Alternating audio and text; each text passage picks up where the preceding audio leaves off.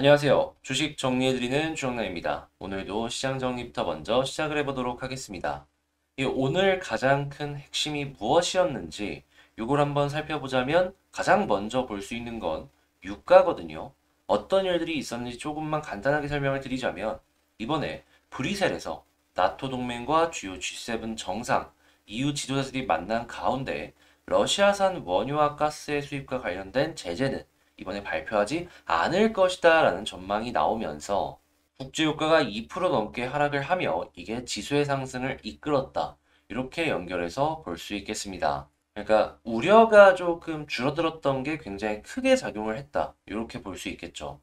다만 이렇게 긍정적인 뉴스도 있지만 미국 재무부는 러시아 제재의 일환으로서 러시아 연방의회 하원 이 328명 이외에 러시아의 핵심 인물들에 대한 제재를 추가적으로 또 올린다라고 이야기를 했습니다. 그러니까 부정적인 내용도 나온 거죠. 향후 서로 대립이 어떤 식으로 연결이 될지는 모르겠지만 지금 이러한 모습이라면 에너지를 제외하고는 점점 심각해지지 않을까 싶은데 자, 요거는 우리가 지금 당장 어떻게 예측을 해볼 수가 있는 부분은 아니기 때문에 하나씩 나올 때마다 거기에 맞춰서 대응을 하면 좋겠고요.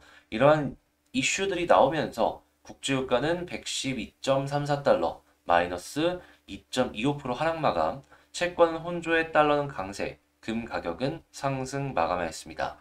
자, 그러면 이외에도 참고를 해볼 만한 뉴스들 뭐가 있을지 하나씩 살펴보도록 하겠습니다.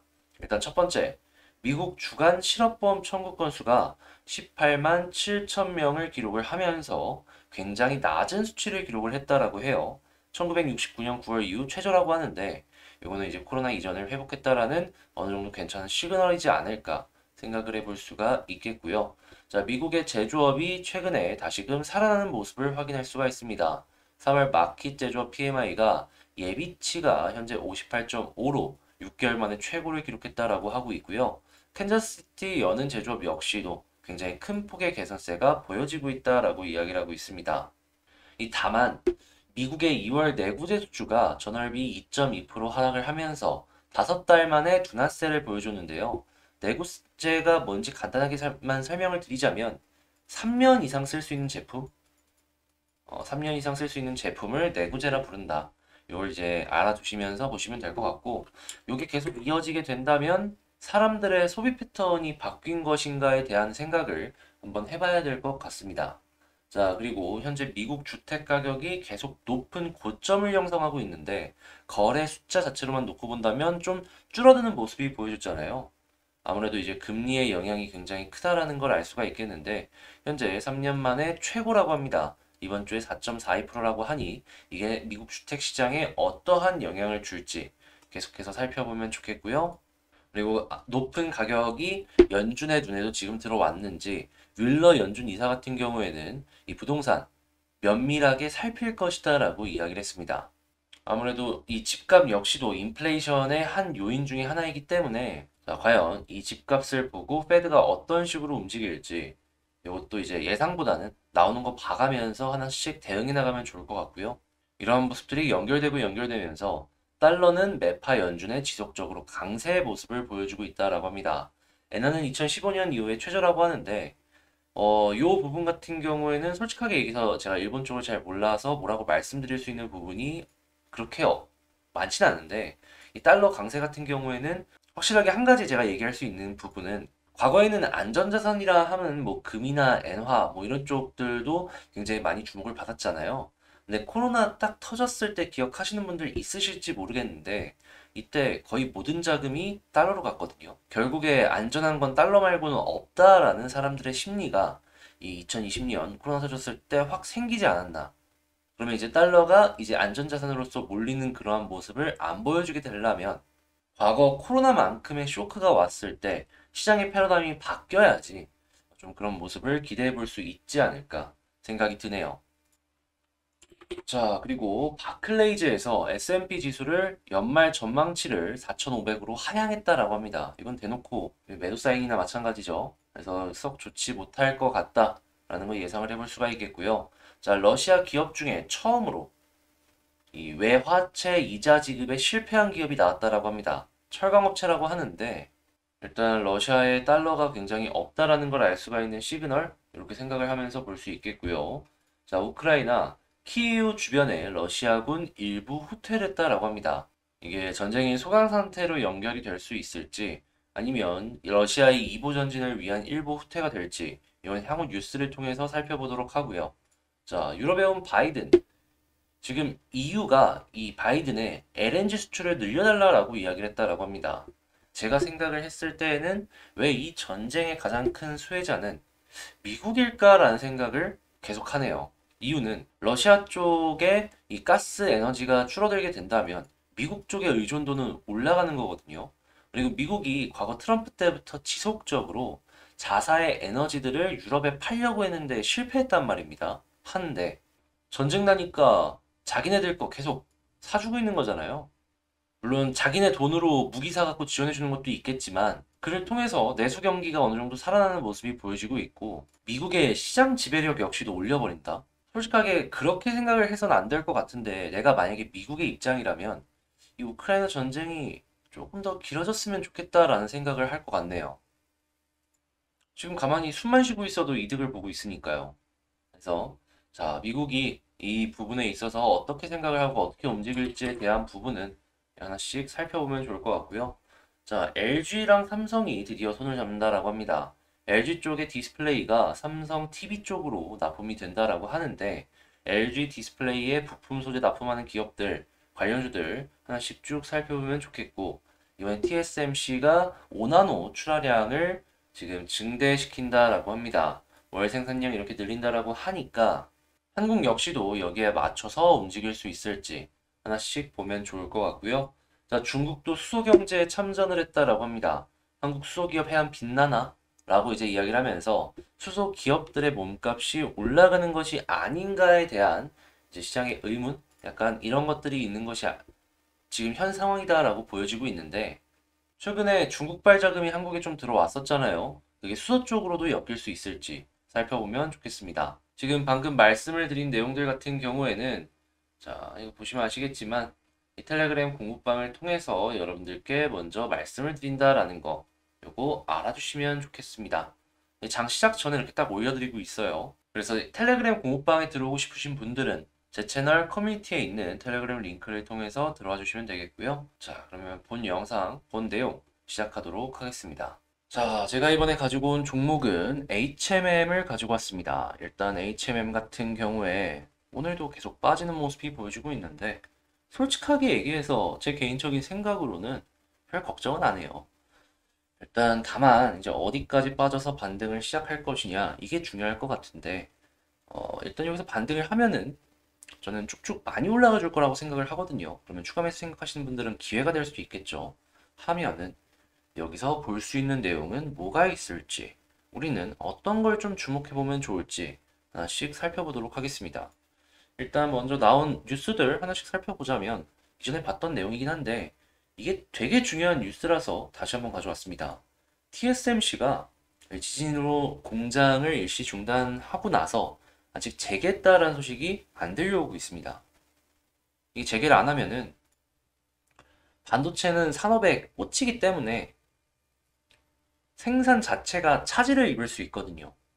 그러면 만약에 반도체가 공급이 된다라고 칩시다.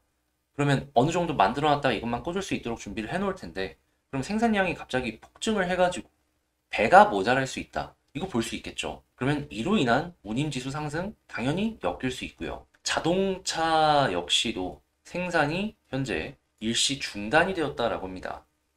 야, 중국 쪽에서 생산 기지가 가동이 중단이 되었다.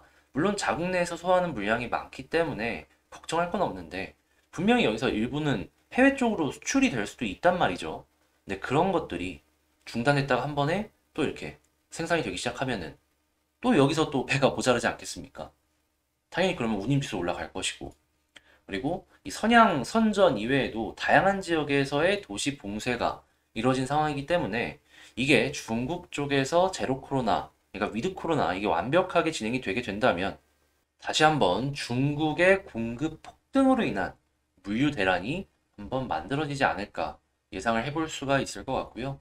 자, 우크라이나 사태는 더욱더 그러한 상황을 심각하게 만들고 있다라는 걸 알 수가 있겠습니다. 이런 것들을 그냥 한 가지씩 해서 그냥 정리를 딱 한 줄로 한다면 눌렸다가 반등은 훨씬 더 크게 올 것이다. 운임 지수도 최근에 이런 사태들 때문에 조금 빠지긴 했지만 올라갔을 때 훨씬 더 크게 올라갈 수 있다. 이렇게 정리를 할 수가 있을 것 같네요. 그다음에 HMM 같은 경우에는 주력이 이 초대형 컨테이너선이잖아요. 컨테이너 인덱스가 더욱더 올라갈 수밖에 없는 그런 상황이기 때문에 주목도는 더욱 높아질 수 있겠네요. 자, 그리고 수급을 보더라도 다시 작은 양이지만 어제 외국인이 들어오기 시작을 했습니다. 오늘도 이렇게 빠지는데 외국인 들어오고 있어요. 오직 기관만 팔고 있는데 이 종목 올라갔을 때 기관의 역할이 없다라고는 부정 못하겠지만 외국인 쪽이 조금 더 큰 역할을 해줬었거든요. 자, 외국인 조금씩 들어와 주기 시작을 한다면 잘하면 이 수급을 보면서 저점을 잡을 수도 있겠다. 볼 수 있겠죠. 당연히 어느 정도 잡혔다 싶으면은 추가 매수 진행해도 되는 거고요. 이 외국인 쪽의 수급이 조금씩 더 커지는 모습이 순차적으로 보여지게 된다면 매우 긍정적인 상황일 수 있다라는 거 생각해 볼 수 있겠고요. 차트를 보게 된다면 일단 지지 라인을 봐야 될 것 같은데 일봉상으로 봤을 땐 60일, 120일 골든 크로스 나왔죠. 이 부분을 1번 순위로 놓고 보면 될 것 같고 이외에 더 뭐가 있나 주봉이나 연봉이나 월봉을 봤을 때 주봉이랑 이 일봉이랑 좀 겹쳐 있는 걸로 확인이 되고 있어가지고 이 부분 같이 보면 될 것 같네요. 자, 그러면 가장 중요한 지지라인은 여기 부근이다. 이 위에서 그냥 딛고 올라가는 게 현재는 가장 좋은 상황이다. 이렇게 볼 수 있겠습니다. 자, 그러면 지지라인 봤으면 저항 봐야죠. 별거 있습니까? 241선만 보세요. 특별하게 다른 건 볼 필요가 없어 보이네요. 자, 그러면 첫 번째로 저항, 여기를 만약에 뚫어주게 된다면 지금 어떻게 보면 여기서 눌리는 모습 때문에 매물대도 좀 생긴 건데 여기도 다시 한번 뚫어줬을 때 충분히 많이 뚫어줄 수 있을 것이다 라고 생각이 들고요. 그러면 매물대로 봤을 때 쭉 올라가 줄 수 있지 않을까 생각해 볼 수 있을 것 같습니다. 자, 그러면 지금 방금 말씀드린 내용들을 기본으로 한번 전략을 정리를 해본다면 이 위에서 딛고 올라가주는 모습이 보여주게 되었을 때 241선 돌파해 준다면 4만원 조금 아래까지 잡아보면 좋을 것 같다. 그리고 그 시점은 중국의 생산이 지금 본격적으로 폭발을 했을 때가 되지 않을까. 요거 기대하면 될 것 같다. 이렇게 볼 수 있겠습니다. 자, 이렇게 HMM 한번 정리를 해봤는데 제 영상 보신 분들이라면 아시겠지만 제가 굉장히 최근에 영상을 컴팩트하게 찍기 시작을 했습니다. 그래서 핵심만 이렇게 정리를 해서 말씀을 드리기 시작을 한 건데 간결하죠. 근데 이제 이러한 부분이 니즈에 안 맞으시는 분들도 있을 것 같더라고요. 그래서 이제 제가 요청을 드리고 싶은 건 뭐냐면 영상을 보고 여러분들이 좀 이런 것들은 좀 해줬으면 좋겠다는 것들이 있잖아요. 댓글로 하나씩만 남겨주세요. 그런 것들 피드백 삼아가지고 더 좋은 영상으로 여러분들과 만나 뵙도록 할 테니까 말이죠.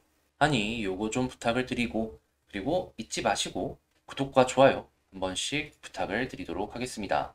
이제 곧 있으면 진짜 12,000명 돼요. 네, 진짜 몇 명 안 남았어요. 그래서 12,000명 되기 위해서 구독, 좋아요 한 번씩 부탁을 드리고요. 자, 그리고 이 12,000명 도달 시에 아마 다음 주가 될 것 같은데 구독자 요청 종목 분석을 토요일날 저녁 라이브 방송을 통해서 여러분들과 만나뵈려고 하고 있거든요. 이건 향후에 공지로 여러분들께 안내를 드리도록 할 테니까 많은 관심 부탁을 드리도록 하고요. 멤버십 역시도 현재 진행을 하고 있잖아요. 여기에 없는 종목들 제가 귀찮아서 지금 안 썼는데 간단하게 써네넬 같은 경우에는 오늘까지 이렇게 올라가면서 10% 이상 올라가주는 모습을 보여줬고요. 이게 15일날 말씀드린 겁니다. 3월 15일. 그리고 이외에도 국도화학이라든가 아니면은 3월 19일날 말씀드린 영풍정밀이라든가 이런 것들이 계속 올라가주는 모습을 보여줬거든요. 보시면 아시겠지만 좋아요. 굉장히 안정적이고 돈 크게 잃어도 많이 안 잃는데 벌면 많이 벌 수 있는 그런 것들 좋은 자리에서 이제 말씀드리고 있고요.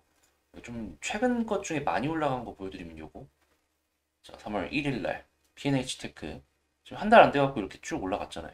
자, 멤버십 요런 것들 한번 보고 싶다라고 생각을 하신다면 그 구독 옆에 멤버십 가입하기 있거든요.